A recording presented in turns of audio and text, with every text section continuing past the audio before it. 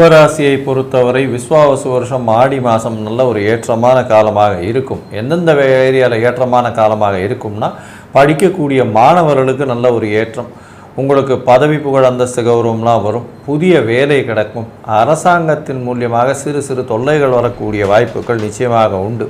முயற்சிகள் வெளிநாடு போகணும்னு நினச்சிங்கன்னா போகக்கூடிய வாய்ப்புகள் உண்டு. தொழிலில் அபரிமிதமான ஏற்றம் இருக்கக்கூடிய காலகட்டம், தொழிலில் லாபங்கள் அதிகமாகக்கூடிய வாய்ப்புகள் நிச்சயமாக உண்டு.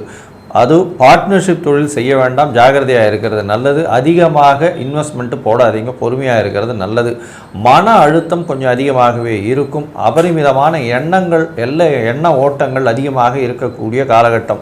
உடல் நலத்தில் சற்று கவனமாக இருக்கிறது நல்லது. தாயின் உடல் நலத்தில் நல்ல ஒரு ஏற்றம் இருக்கும். தந்தையின் உடல் நலத்தில் சுமாராக இருக்கக்கூடிய வாய்ப்புகள் உண்டு.